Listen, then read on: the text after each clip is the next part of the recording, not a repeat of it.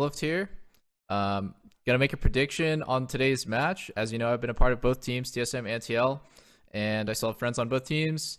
I still get a little bit of inside knowledge here and there from my friends, and generally just being a part of the team, I can kind of tell what's going on in the on the inside. And I guess before I make my prediction, I just gotta say it really blows that Santorin is not playing for TL today.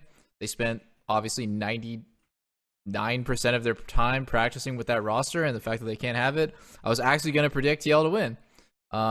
Personal biases aside, I thought they were looking way better than TSM, but because they're not playing with Santorin and they're playing with Armao instead, I have to predict it's going to be probably TSM 3-1.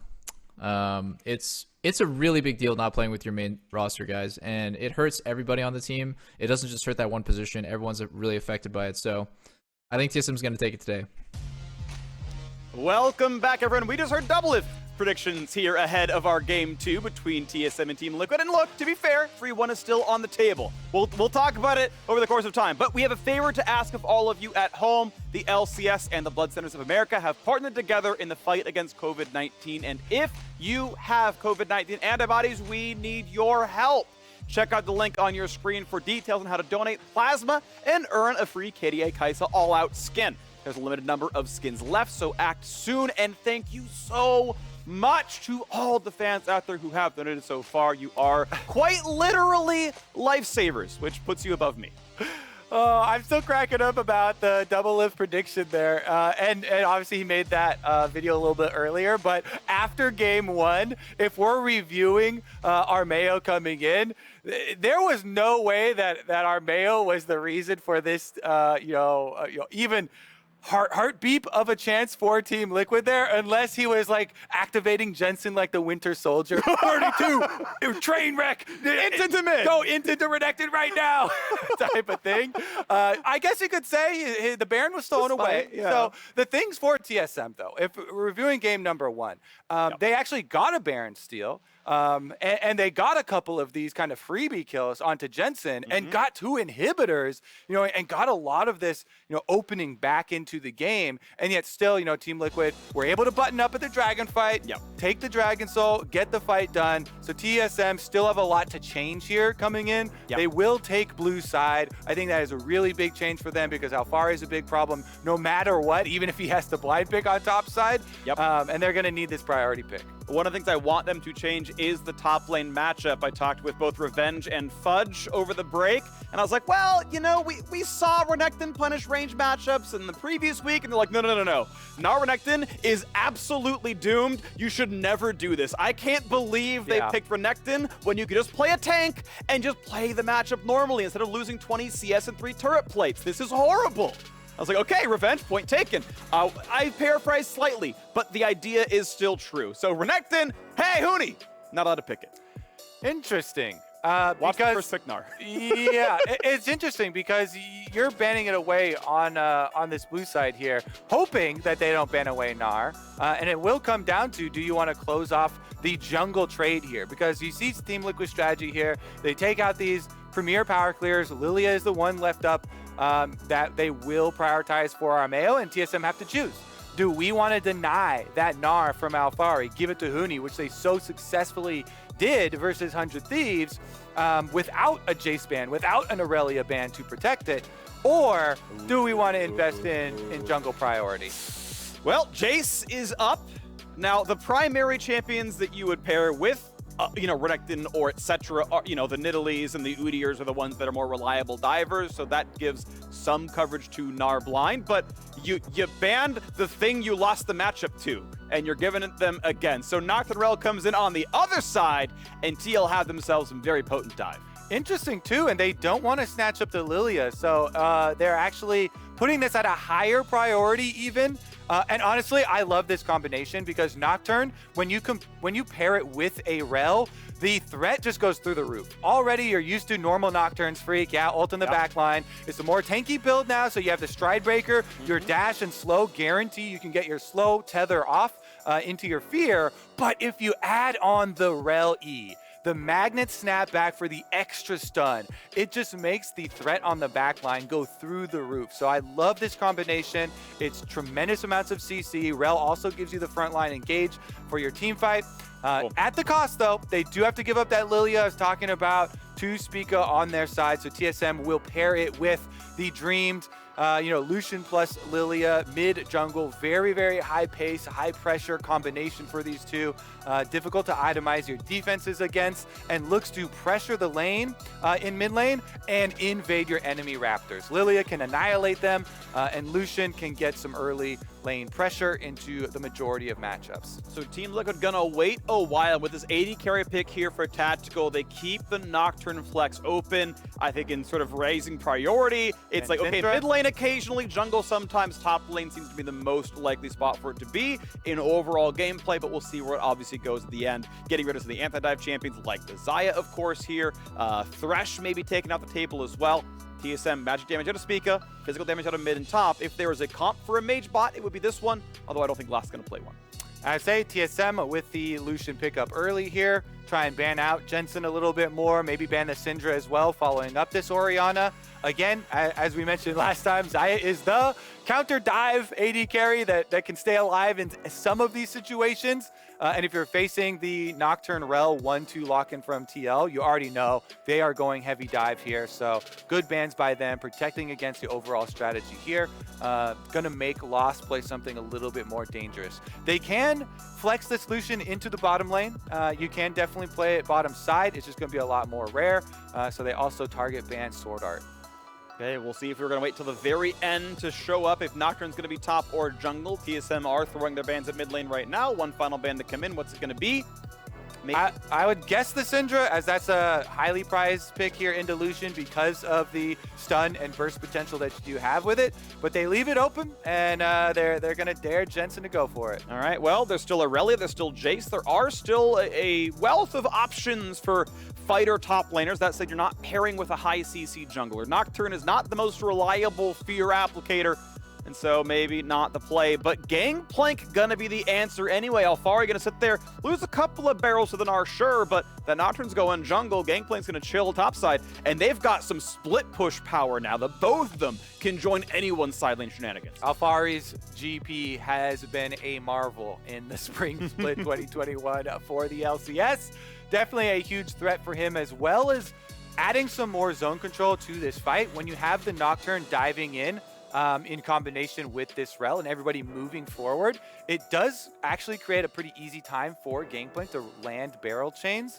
And if you can get that early lead, through aggressive jungle Nocturne ultimates early on towards bottom side of the map, you can start to get to these objectives first, allow Gangplank to set up those barrels from the brush on the outside. And if there are two AD carries that he's looking to chain towards the backside of the fights, it definitely puts a lot of threat there and a lot of pressure on Power of Evil and Lost to play these well. Ooh, Annie is in. I finally get did it! to see Annie in the mid lane. I love it. Even more hard engaged. I have no idea what Annie Lucian looks like in the mid lane, but there's a lot of go buttons. I do, because it's specific counter pick that has been circling around. Multiple teams told me about this coming through scrims leading up to playoffs.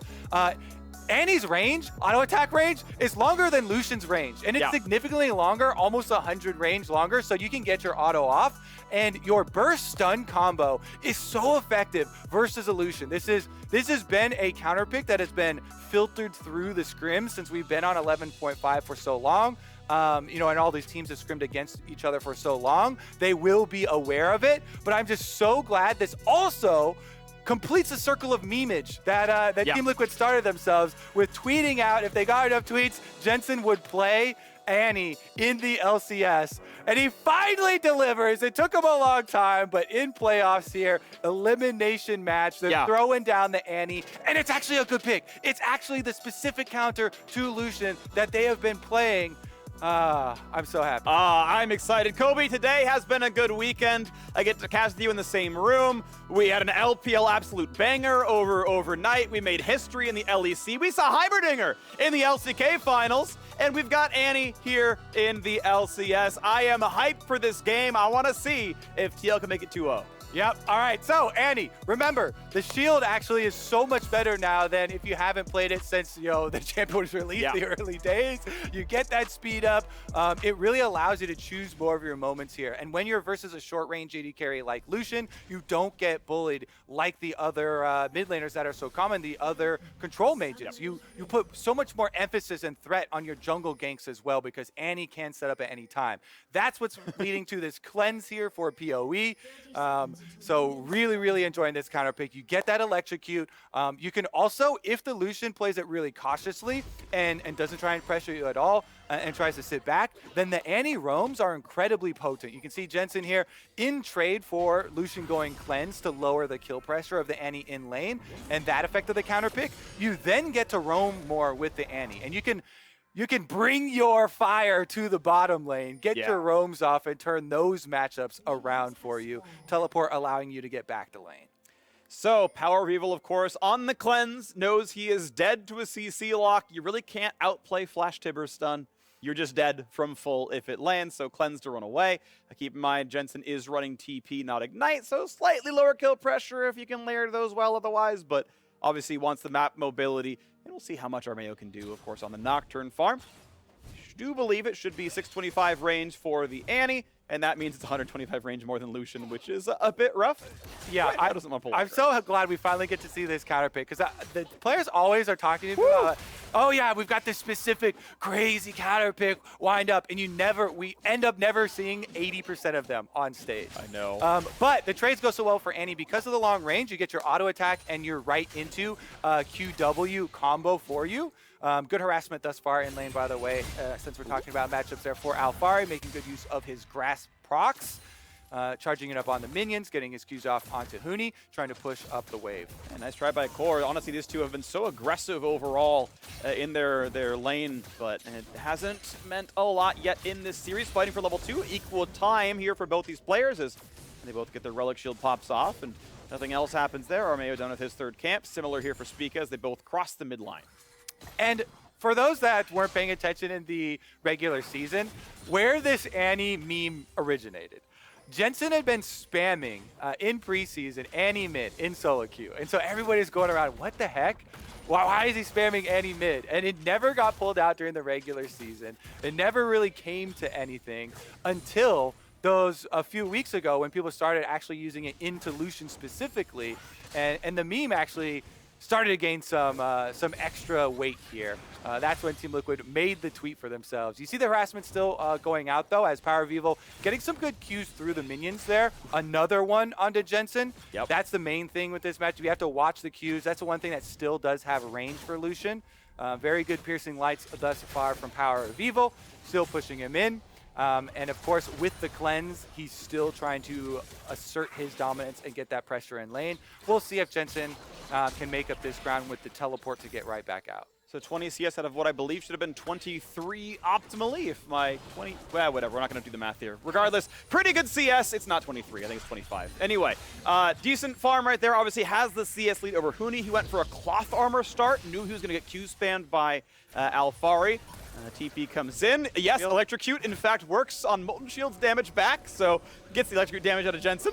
Corjay stops a recall out of Lost as they went to go take down a Scuttle, and that means it's a very delayed recall to this duo, and Lost and Sword Art, they have to walk back to lane instead. All right, Jensen getting a very good defensive ward here to watch the exit from Raptors. Corjay is going to get spotted and try brush. Big damage, doesn't find the W knockback though, so Corjay is really in danger. This is going to be a lot of damage. Runs him forward, Exhaust comes out on Tactical, still trying to hit Lost. Won't have enough damage to kill though, as Speak is coming back around, and this could be forced flashes. Body Slam, the mana's low for Sword Art, but with a Biscuit should have enough. Double stun comes across the slow as well. Flash Tactical's going to be too late. Rockjum's going to find it, and showing him how it's done. Lost, Rocket jumps in for a double kill! Double kill for the TSM 80 carry. Oh my goodness, Sword Art with the best belly flop of all time, Freaky. Interrupts. He interrupts Corjay's crash down. They don't get the aftershocks done here. Yep, we come in right there with the interrupt. Sword Art got his body slam off, and that's their signal to go aggressive. They've got Lilia right here. Spica stops doing his Krugs, joins the rest of the team. Corjay and Tactical, both here saving their flashes till the last second, but then just flashing over towards the brush. trying to buy time and space there for Armado to jump down, but there's no way that ever results in life there. So very late flashes from the bottom lane, and they get punished so hard. TSM coming out here in game number 2 with a completely different story. We said they have to clean up this early game. They have to actually make use of the aggression that they have. Sword, Art, and Lost delivers. Spica there peeling off of his Krugs as well, makes it come true. Huni gets up into Mega Gnar here, and honestly not getting a whole lot done now against Alfar. Armé waiting around, but level 5 Nocturne again, not a great ganker. Ward goes down, walks in the brush, says, look, if there's a play, I'm here to counter-engage, but otherwise, we're going to look and see if I can maybe contest Gromp, or at least just get a ward down. Okay, that's going to be enough for me. Won't track every move speed you could make, but, you know, tracks one of the paths out. Top lane, again, still about +6 CS for Alfari, so winning early on up there. Yeah, I mean, honestly, expect Alfari to have advantages on most top lanes in this series for him, regardless of how the champion select does turn out. Jensen, you can see threatening the stun. He still has yet to blow the cleanse from PoE. And again, PoE, good job with his piercing light there. Takes the opportunity when Jensen sticks close to the minions. Gets his Q right through it. Armeo going to be a little bit slow on this crab. Smite is available for both of them. Yep, level 5 for both. And through Fog. Nice. That's a good play. With the Fog of War, they don't know they need to start to outsmite you, so really nice play there. The Fear Battle comes across, and Armeo's like, I have to flash. Yeah, gets the call. Sorry, buddy, I don't have top priority. You've got to burn flash, get away, so just runs in the pit. Flash for Scuttle, not ideal, unfortunately, and that's obviously a good move by Huni to force that one to happen, so that is somewhat of a mistake there by the TL jungler. The biggest thing about your early flash on Nocturne is that before you make Stride Breaker, flash is what you can use to guarantee that you're going to get your Fear Tether gank off. You know, before you have that extra dash in your kit, opponents can flash out of it if you don't preemptively flash to make sure the tether doesn't break. So he's not going to have that added threat to his first ultimate when he does go for it. That's it. Flash engage, calling is beautiful, and it's already 4-0 TSM. Sword Art is just throwing his weight all around Summoner's Rift Freak. Another body slam. This one, body slam flashes. He punishes this Annie pick. It finally made its way onto the LCS stage, and TSM looking to get it off the LCS stage as quickly as possible. Oh, man. LS was sending us bad advice the whole time. Annie just not the pick, apparently. 2 plays down in mid lane. Power Revel obviously off to a great start here on the Lucian. So far, so bad for the counter pick. Nice try by Core JJ. TSM well and truly in the lead, 2,800 up. If you're going to make use of the Annie, you got to make use of the aggression. You see him chunked out under tower again. Really good roam from Sword Art to come complete it. Beautiful flash there to get both of them locked up in it. And this Annie pick, yeah, if you're not playing off the stun setup in lane, burning through the cleanse, bringing jungler pressure to add kill threat there, then continues to get choked out and poked out by the Lucian in mid lane. Good job, by the way, by PoE, consistently hitting these piercing lights, threatening Jensen, whittling down on that health bar. So now it's up to TL to find their way into a comeback. This one's going really nice for TSM. We already saw from the previous game. Even when they were down in kills, down in lanes, they still got a way in to get the macro plays to happen and, you know, get all the turret leads there. That was even before they got the Baron steal. They were winning in turrets. So let's see if TSM can keep that kind of pressure going or if TL can find their way back in. Spica going for a solo on Rift Herald with a bit of ward coverage on TL's side. Just might not matter. They actually called both full bottom lanes up here. With TSM having the early start on it, Eyeball is ready. This is going to be a lot of lost resources for Team Liquid. Definitely a blunder here as you see him walking back from base. Nobody down in bottom side means the minions are going to be a stalemate. So no extra goal or experience there. And it's just Team TSM picking up the Rift Herald with no contest and yet still time spent from Team Liquid.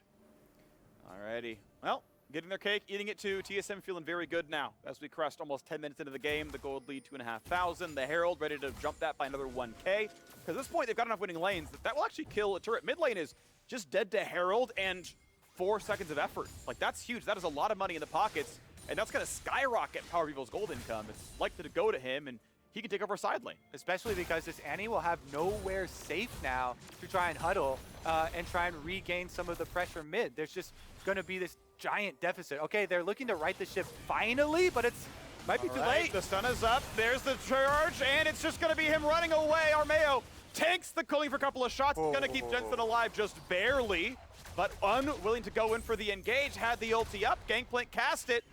Turns out PoE could have been killed, but now, all right, here's the play. Spica has flash and does not get away. Flash to follow, not required. Nocturne's move speed high enough with the Q that he gets to chase it down to get one trade kill here for TL. First ultimate there from Armeo finally does get some gold back for Team Liquid.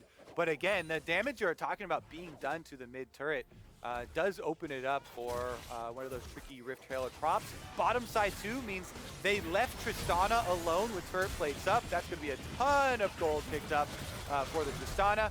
Gangplank Ultima is actually flashed away from PoE, by the way. So this is going to be no sums on the Lucian now. They're going to want to repeat pressure that Lucian in lane. I actually want to get right back to live so we can see Team Liquid need to kick it into overdrive here. If they want to drag this game back for themselves, put some high pressure on this Lucian. No cleanse, no flash for Power of Evil, and they have the Annie set up there with the stun. You don't even need your ultimate in lane if you're able to land the stun. It's such good setup as long as they're controlling some of this vision. But TSM, lots of money picked up on bottom side as well in rebuttal. You see already down to 3 turret plates on bottom side as well. So Lost getting paid. Not going to fight for some minions right now as Corjade takes down a cannon, but also loses about 1/3 of his health from PoE trading back onto him. Jens is going to take the farm out of the turret, and we now wait to find ourselves looking at the next turret. The Dragon still waiting to be killed. TSM under no pressure to knock that one down early. They're happy to go for gold income instead. Lost with gonna actually save explosive charge. There we go, puts it down a little bit later on. We'll do most of the minion wave with that explosion, and then can easily last hit the CS from there. But you can see 3, almost 4 turret plates taken. These lane assignments from Team Liquid, by covering mid and trying to fight the possible Rift Herald play and the pressure from Lucian, they just give the entire bottom lane here. That explosive charge actually finishes it off. First turret gold to TSM. 610. Full gold, all into Lost pockets. On top of the first 2 kills, this Tristana is going to be the terror of Summoner's Rift. And mid's gone too. This is like just the charge. Okay, it's dead. There you go. 540 onto Power of Evil. This game is just explosive in the early game. Congrats, Jensen, last hit a Rift Herald, but 1 kill to 4 does not tell the story of this game. 11 plates to 1 tells the story of this game. TSM are smashing TL. Yep, I mean, they really took that first game to heart. Completely different story this time around. Big plays for the bottom side of the map. Constant pressure from Power of Evil. And I have to say, so far, the one I give the most credit to for this turnaround for TSM is Sword Art. Bottom side play there, good timing on his body slam, interrupting CoreJJ, denies him the aftershock proc until they get the E-stun off. Then mid lane play, proactively looking for the dive onto Annie. And it's just a completely different look for TSM. This is what they wanted when they bought Sword Art's contract, when they brought him over. They spent a pretty penny to do it, Freak. Yes, they did. But it's paying off here in playoffs. It is. And this is the important thing, is TSM kind of catching back up from, you know, the obviously crushing defeat from a couple weeks ago when they dropped TL. It was a early exit in a lock-in tournament on top of that one. And, I mean, all the thoughts were, hey, TSM the defending champions, but you know, TSM, sure, it's only Spica since last time, but disappointing at Worlds and kind of disappointing at lock-in, and then the first real opponent in spring playoffs. They dropped the TL there as well, only winning a single game. It's like TSM fans like, well, when can we be excited again? And now this is the kind of play you want to see out of this squad. Crushing the bot lane, throw them to mid, crushing there as well, sort of at the helm of all of that so far. Well poised to close out game 2, but it's 15 minutes in, 14-15, they've still got more game. I mean, Freak, I just got to revisit the intro that we did in Countdown, where it highlighted the bottom lane here, talking about the 2 former TSM Academy AD carries going head-to-head. Lost, you know, replacing Tactical on TSM Academy and then get promoted to the main team. Yeah. This being his chance to really make the TSM bottom lane feared. Guess what? I'm in fear of a 2-0 Tristana with a 30 CS lead and a full turret taken before 15 minutes. Everybody in Summoner's Rift is in fear of Lost right now. This is going to be the biggest factor moving towards these Dragon stacking fights. Jitsu might want in, but can't find it just yet. So no stun coming to come out. Has flash up, has Tibbers, was probably able to get the last stack. And you can see 6,800 gold on Lost, 63 on Power of Evil. I mean, it's 4 TSM members and Alfari, who once again is in an alone lane. Like, he's chilling out there, chilling in the one-on-one. He's doing just fine. He's winning the lane like last time, but this time there's no supporting cast. It's just TL bleeding out as TSM move their bot advantage to mid and keep pushing down more. We'll see the third turret probably before too long. All right, TSM, they need to keep up this pressure. 3 minutes, plenty of time here left on Dragon, so they can easily rotate up towards top side. Last outer turret standing. You take your top turret, take your Rift Herald first before transitioning down. Teleport is ready on Huni, so they're getting him the reset first. You can see they just send him down bottom side. They're already ahead on the play. Lost is heading up here with Sword Art supporting. You see him moving through the river to try and get vision behind this Rift Herald before they start the objective. Look at this timing advantage for TSM, Freak. This is such a big advantage when you have those outer turrets and mid and bottom side down. They get the first lane assignment down, rotating up towards the top side, and all they have to do now is avoid a possible rel engage. They should be able to do it. Ultimate is ready for Armeo, so you know that Nocturne dive we talked about is available. It's just difficult to pull off against a Tristana. Because there are multiple forms there for Lost, to be able to get away, both Summoners, Rocket Jump, and Ultimate ready. You need to pop the Nocturne Spell Shield first before using your Ultimate to knock them away, but barring that, it should be doable. Nice try for Alfari. Look for the barrel chain. And now we get to look at the next round out of this one. Team Liquid just only wave clearing. Looking to see if someone played aggressively. It didn't happen. And so ultimately they just walk on back. And there's no play to be had. Fighting for wards. Jensen plays it fully safely. Are we going to share gold? Okay. Nope. I want to make sure they can hide Jensen, but ultimately there's no play to be had. I mean, time is on TSM's side. You look at the bottom lane. Again, more tower damage for TSM. The tower itself is gone already. Huni gets to play some PvE. Nar made it all the way up bottom side. They get Rift Herald on top side, Procket on this tower. It's just the towers are just falling like dominoes here, and then they can easily transition over to pick up the dragon they in can time. Sleep him. Is there the engage on Core JJ? Explosive Cask, maybe? Yes! Flash and oh! With the Gale Force gets the kill! TSM 5-1. The reverse the score we saw in the last game, and they're ready to keep going. Yeah, TSM is busting so hard right now. I agree, and the bust looks like it wants to end at the Nexus. This second tower also going to go down. Hootie's here. Flash Mega Gnar double kill is going to be an easy one. The rocket belt backwards. Nah, it's still going to be enough. How about the re-engage, though? Any damage to be seen? Yes, there is a trade kill. One picked up, but it's going to be his death all the same. And now it's time to run back away. Alfari just going to sit inside the base. It was 5-1. It's now 8-2. TSM still getting farther ahead. Looks like they had to warm up on stage, Freak, there. Yep. Our game number one took a little bit of a while. Alfari was the only one fully awake, but now TSM have been activated. This one looks like they are going to push it to a game 3 so quickly, doing such a good job snowballing. Now, after this reset, it is important to keep your dragon stacking going in case you make a mistake later, but look at that, the timing there for Huni. His Mega Gnar was about to expire.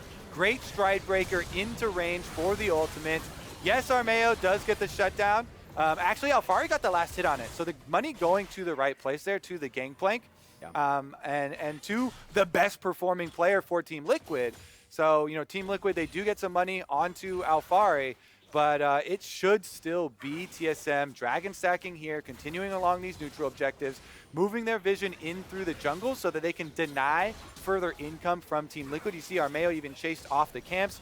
No camps on the blue quadrant for him. Raptors, Wolves, and Gromp all denied here. They did delay the dragon though, so the timer is going to be extended a little bit here. It's going to be a little bit more further out than they would like.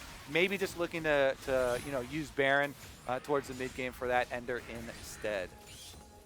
Still farming as much as they can, but a 7,500 gold deficit is going to be tough to work back from. This is the makings of what would have to be a massive throw on TSM's side. And certainly comebacks can happen. Yes, mistakes can be there and big plays can show up. It's just a lot to do. Spica allowed to solo the second dragon now of the game, on pace for about a 30-minute Dragon Soul. Not fast by any means, but Still on pace. My hype levels went from, 10, I like, oh my god, we finally got to see this counter pick Annie that all the players have been talking about into Lucian, into, oh, okay, well, that's the end of that. Nothing comes from it. Team Liquid just absolutely obliterated mid lane. Sword Art so many plays, controlling the bottom side of the map, and that's the end of that counter pick hype, because TSM, they've done it, fully controlled the jungle now, Freak. It's just going to be so hard. At this point, not only do you bleed objectives for neutrals because it's so hard to set up for them, walking through enemy vision into your own jungle, but you slowly bleed out extra gold as well, and it makes it so difficult to to make up these deficits. You see the fully completed items already starting here for number 2 on the side of TSM. Power of Evil actually sitting on his 2-item power spike. The Essence Reaver now completed on top of his Gale Force. This Lucian will do so much more damage in this team fight than any player on Team Liquid. See if Alfari can do some carrying, though, to try and get them back into it. Well, here we go. See if it can happen. There is TSM just going to own the top jungle. They're going to say, hey, Baron's on the table very soon.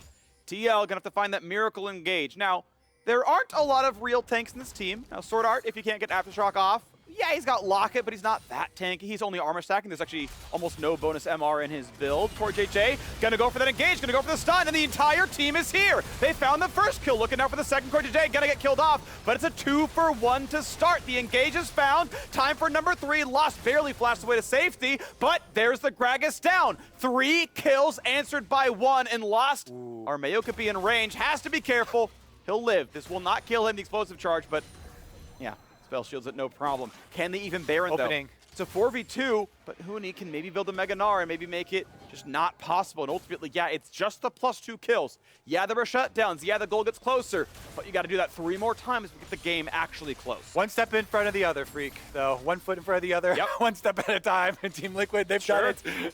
Keep going. Gotta start somewhere. They collect those bounties. Here's another look as BOE gets a bit aggressive there onto Core JJ. This is something that we've highlighted Core JJ over the entire split for doing, especially on Rel. Turns it right back around into the engage.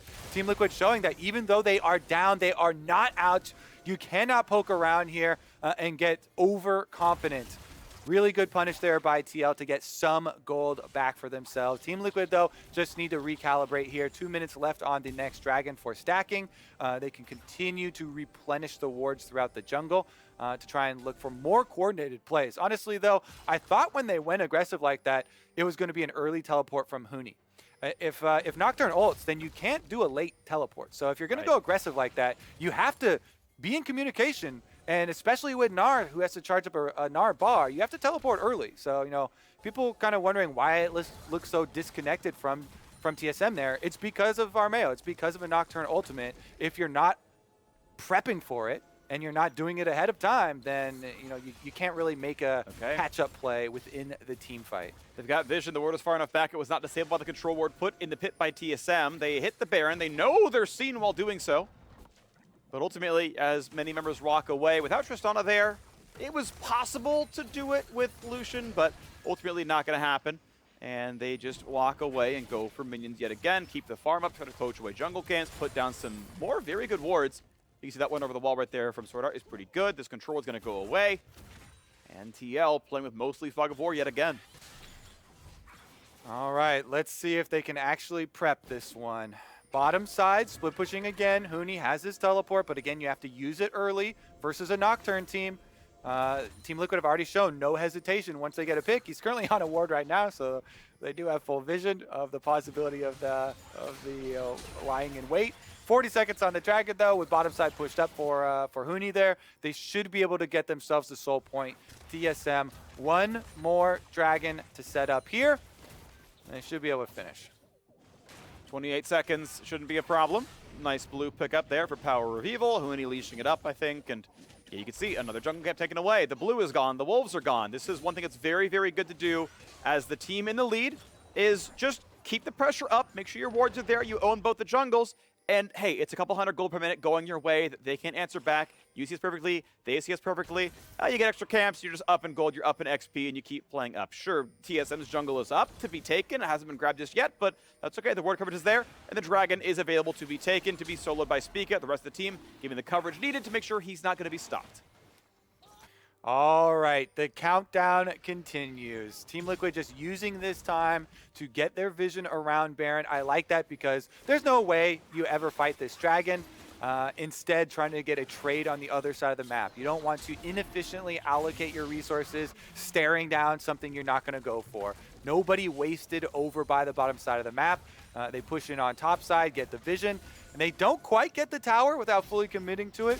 But they do get a decent amount of damage and do get themselves a little bit more security. 6.2 thousand, the gold lead. Not insurmountable, just a very difficult one to come back from, and we know in 4.5 comes that Ocean Soul, and from a gold deficit, it's very hard to win against that kind of regen. I think pro teams in general just really like the obvious DPS differences you get from Ocean and Infernal Soul. We heard about that from Umti in the LCK final last night. Those are the top two for most pro teams. And yeah, Ocean going to be a boon here for TSM, likely to get it. We'll see when TL can find their way back in, sort of happily leading the charge. Vision doesn't matter. He's a tanky man, and he knows it. He's going to push TL all the way back out of the river. They may have gotten a scuttle, but they're not going to get Baron control.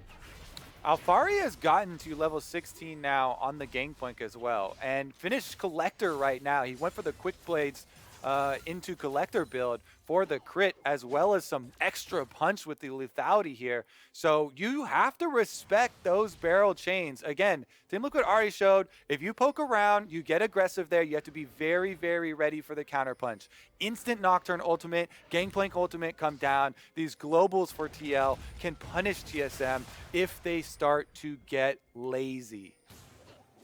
Well, right now the wards are going away. Huni, yep, gets the autos down, not a problem there, and TSM keep pushing in. We'll see if the Gangplank punish can happen, Kobe. To your point, that's going to be one to really watch for.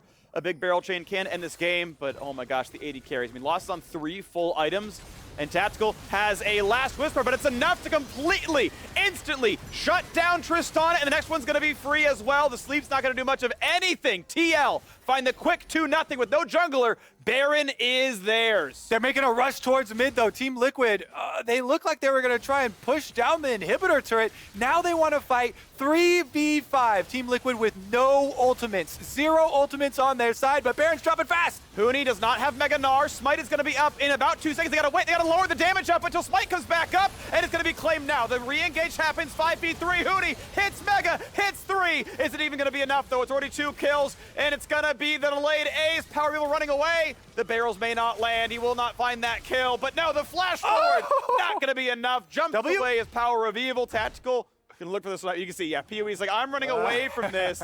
I am not going to be here for that one. But what a turnaround. How did Team Liquid get away with that murder? Freak, you can't get lazy versus a team with Nocturne. Split pushing like that. Team Liquid, they're not afraid to pull the trigger. 5 members, Nocturne ultimate, under the cover of darkness. They just annihilate TSM once again. TSM trying to just continue to control this jungle, but look at that focus. Everybody, and if you take out the fed Tristana at the beginning of the team fight like that, with everybody jumping on them, with a well-coordinated path through the heavily warded jungle, then you completely take out the team fight here from TSM, and they're forced to 3v5 try and take it back. In the end, you know, getting off the ultimate there, but 2 more lives lost as Baron buff acquired for Team Liquid. All this extra gold from all these shutdowns has almost brought them back to an equivalent level as well. And they're trying. That is what they picked it for. That's what they were hoping to do with this draft, the instant deletion. And just like that, TL are back in this game. They're still down in gold, Kobe. They're still down in gold after the kill, after the Baron, after the turret goes down. Yeah, this Rebel Baron is going to be gigantic, you know, 5,000-6,000 at the end of the day. That only claws them back to equal as far as the gold is concerned. Facing the fights, they didn't need it in the first place. I mean, the burst potential there too with, you know, we see this proto belt use from Jensen getting in a range very quickly with the Annie combination. But honestly, Armeo here, the one everyone was looking at for the reason that they're changing their predictions off of Team Liquid. This Nocturne took a while, but now all of these ultimates, the lockout really paying off for TL. Every single ultimate, they jump on a Team Liquid member that's split. They're making TSM look like such an uncoordinated team. It's what Nocturne really brings to the pro play here. It's so difficult of an ultimate to work around if you're unable to stay proactive and coordinate, and you give them these opportunities, and Team Liquid will make the most of them.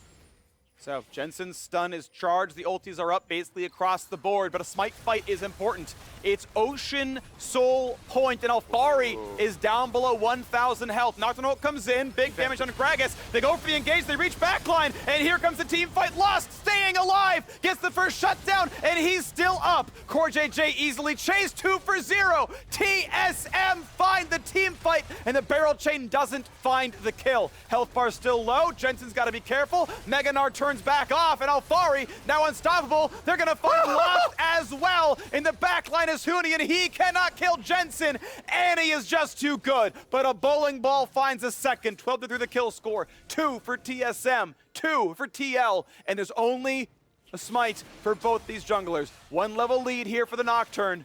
Is it gonna be enough? You cannot hide Dragon inside a brush. He's gonna block them! Oh, let's go, Armeo! He finds one, and he might try to find Speak, but he's running so fast. He's prancing, he's dancing, he's running on all 4 legs. He's gonna get out of there. All right, Jensen, though, has the shield for the extra speed. Doesn't get close enough to Spica, but Armeo, what a way to re-enter the scene versus his old team, TSM.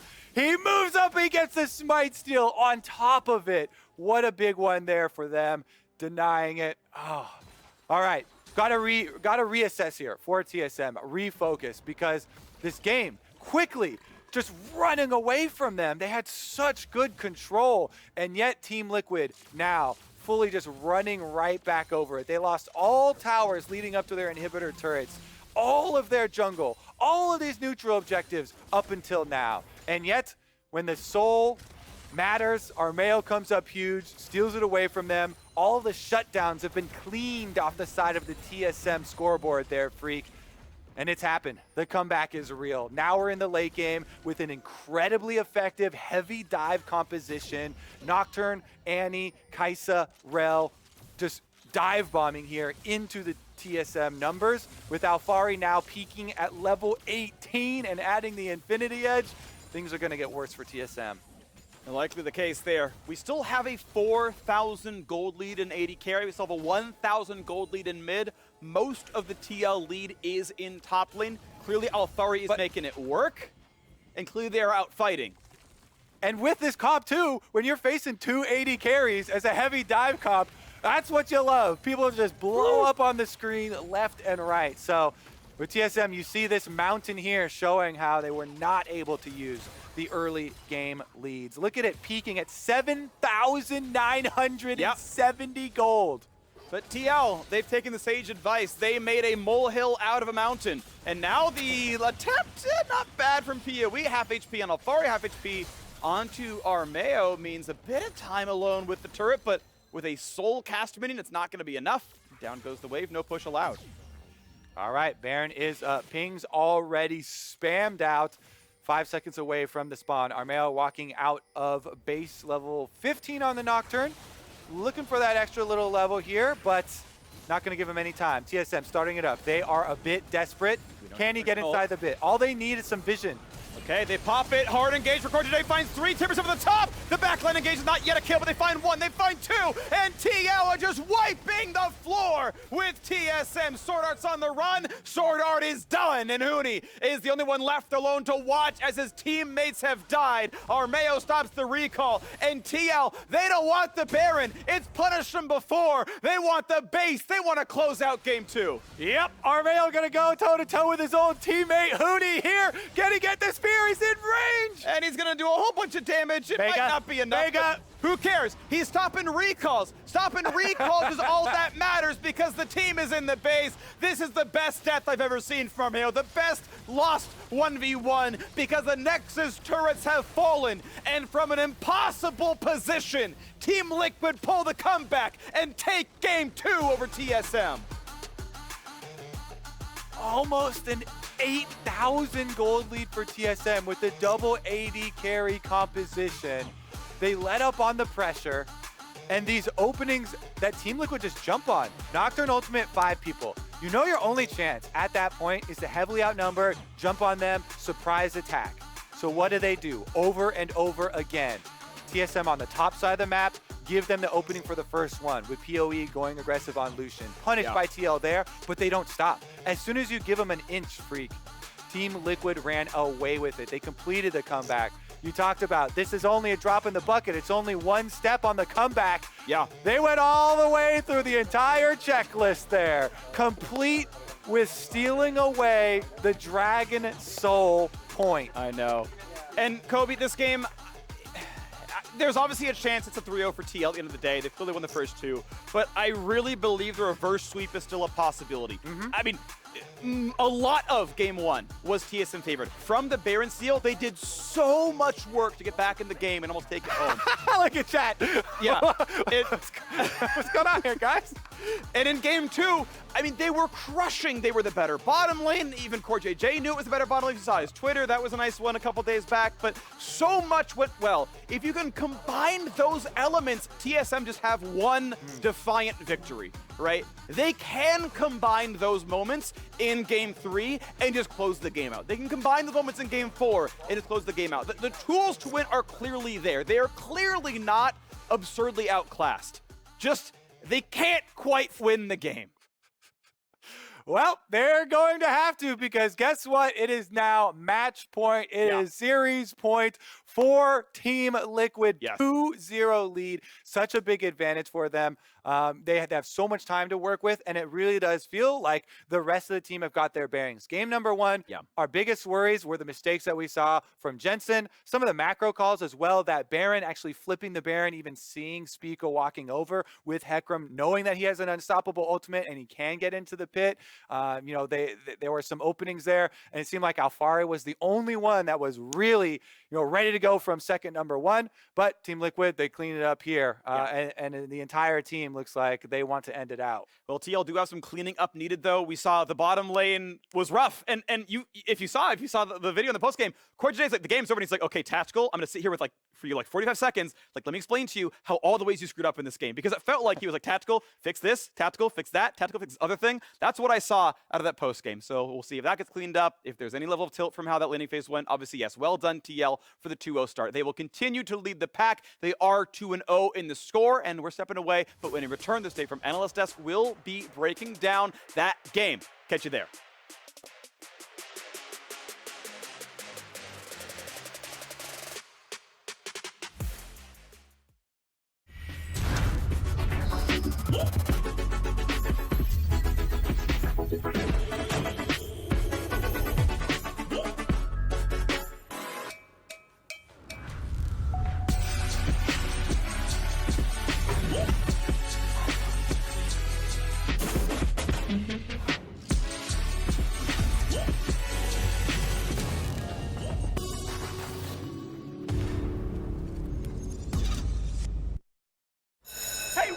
Look! I'm you! Jake from State Farm. You couldn't find a stand-in who looked anything like me? Have you seen mine? It's like looking in a mirror, right? Now that one makes sense. Look, guys, I don't even have a stand-in. Of course you do. Hold on, is that Drake? That's right. Drake from State Farm. Like a good neighbor. Like a good neighbor. Stand-ins don't have lines. Oh, okay. Like a good neighbor, State Farm is there.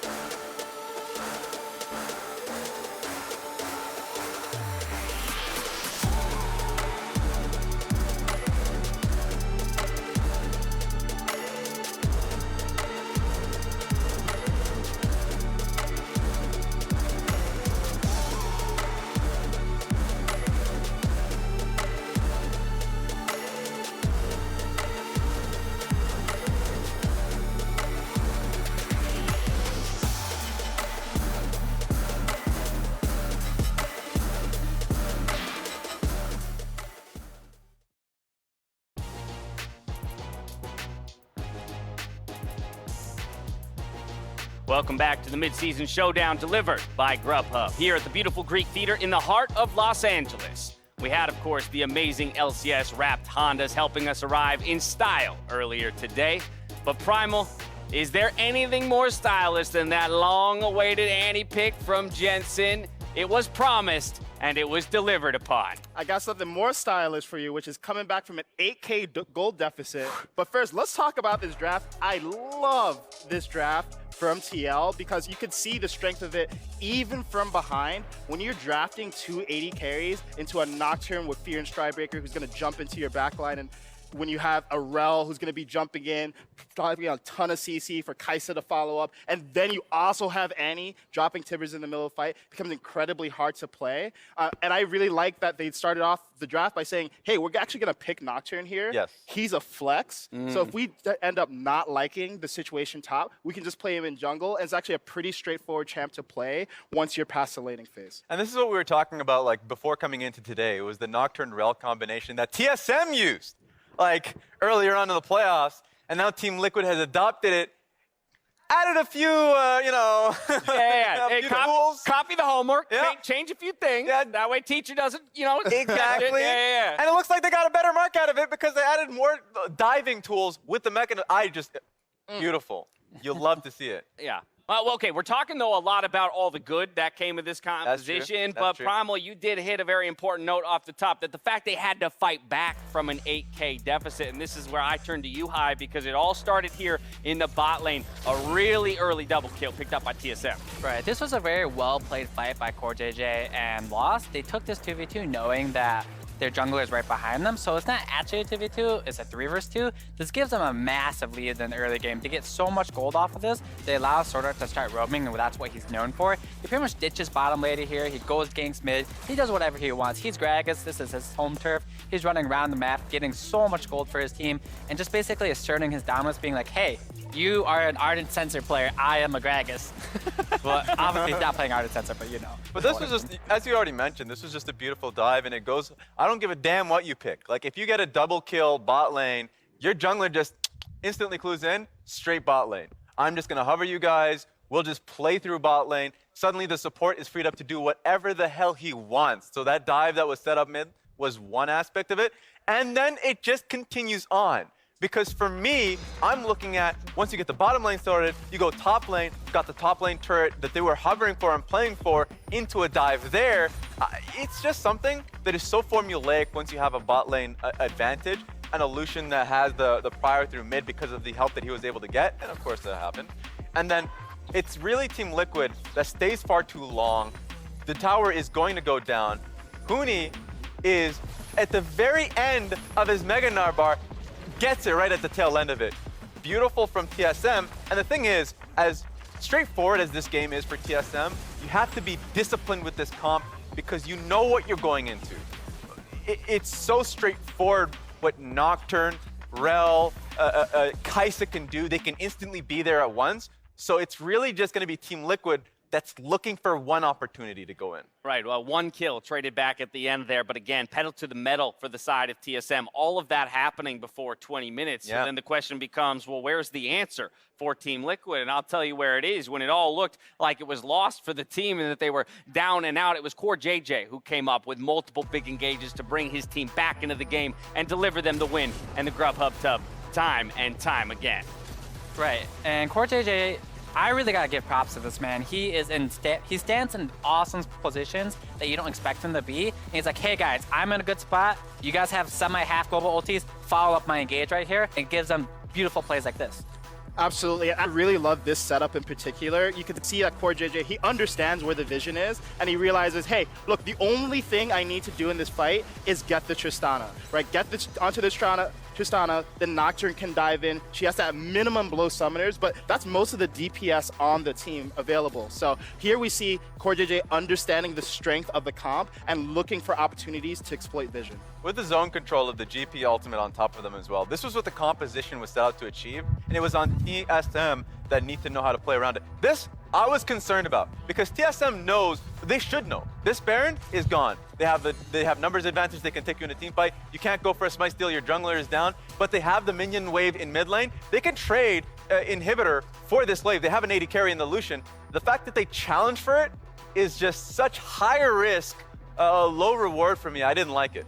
Yeah, and Raz, something you talked about in the countdown, which I really liked, was discipline, right? We've seen TL as a team develop discipline over the split, and usually it's discipline from ahead. But here we saw them exert a lot of discipline from behind because it's not easy to continually set up these engages. If a Tristana sees you coming down a straight lane, it's actually really, really hard to get on top of her. So this is really, really well-exercised discipline by TL. And it starts core JJ. Like, it starts and ends with him. Because the fact that we already mentioned coming into this series, like, the veteran, the world-class support, if he sees a place, he goes for it. The fact that Team Liquid as a squad really rallied behind it, made it happen, gave them this win, and I think it's off the back of core JJ. Now, I do agree that core JJ was playing exceptionally well this game, but it brings me to the question, I wanted to take a look at item builds. I'm not a challenger AD carry myself. I played a lot of Lucian mid, but I noticed that they both went Gale Force. I'm wondering, is Shield Bow that bad of an item when you see the enemy have Nocturne, Annie, Rel, Kaisa? Is that really that bad of an item?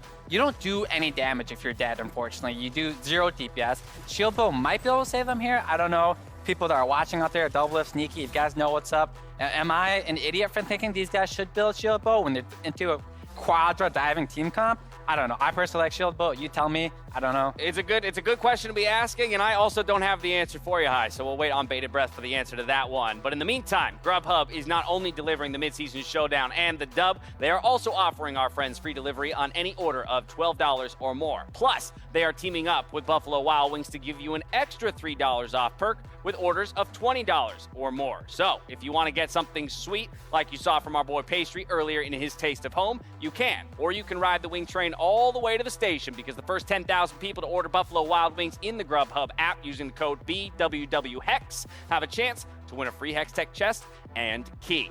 But now let's take a high-level look at how this game ultimately played out with our post-game breakdown, because again, we're going to get that picture of the beautiful climb of the mountain, building that gold lead for TSM, something they've now done to put themselves in winning position 2 times in a row, High, and yet it's fallen through their fingers again. Right, we talked a lot earlier about how good Team Liquid's draft is. However, we want to keep in mind they were down 8,000 gold in this game. I did like the TSM draft. They have a strong bot lane, they have a strong bot lane, strong mid lane, and a strong jungler. They got the pressure that they were supposed to get early game. Yeah. They should, in my opinion, have snowballed that into a victory. So they picked blue side again. I think I'd be okay with them doing the same draft. I almost want to hop ship off of TSM, if I'm going to be honest, due to the fact of game one, the draft was poor. Game 2, I like the draft, but their play was poor. So I don't know. That's the biggest concern for me with TSM. It's something that they can't resolve in the 7 or so minutes in between games. It's just that when they have the control and the abnormal goal lead, they will mess up once. It's like the vision control that they have and that they secured is not really something that they maintain or play towards. So if there is just that one mistake that comes through, it really spirals away from them. We got a quick shot of Huni there, and you can see letting out a big sigh. I bet you the pressure is now, really begin to building on their shoulders, recognizing the fact that they've had winning positions and falling short here, Primal, but they've got to get it done now 3 times in a row. Yeah, and although I think Huni has looked good in team fights, he should be feeling the pressure because he's gotten outlaned twice in a row now by Alphari. Even when the whole team was behind, Alphari was way ahead top, and his consistency has been a big reason why TL's been able to stay in these games. So I think going into this game, I personally would love to see Jungle get prioritized for TSM.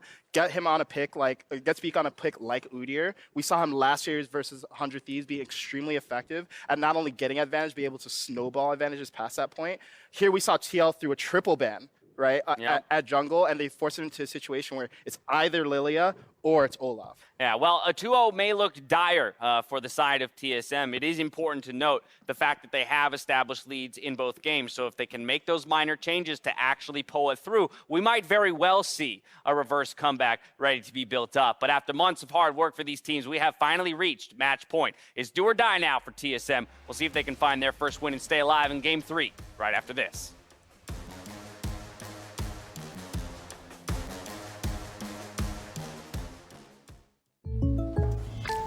Oh, just one. Jake from State Farm, that Maya markdown saved me so much on my insurance. Maya, everyone gets surprisingly great rates with State Farm. How can I ever repay you? When you want the real deal, like a good neighbor, State Farm is there. A lion! Ah, yes, the king of the jungle. Time for a Red Bull. Red Bull? Still, you'll never be faster than a lion. I don't have to be quicker than the lion, just faster than you. Red Bull gives you wings.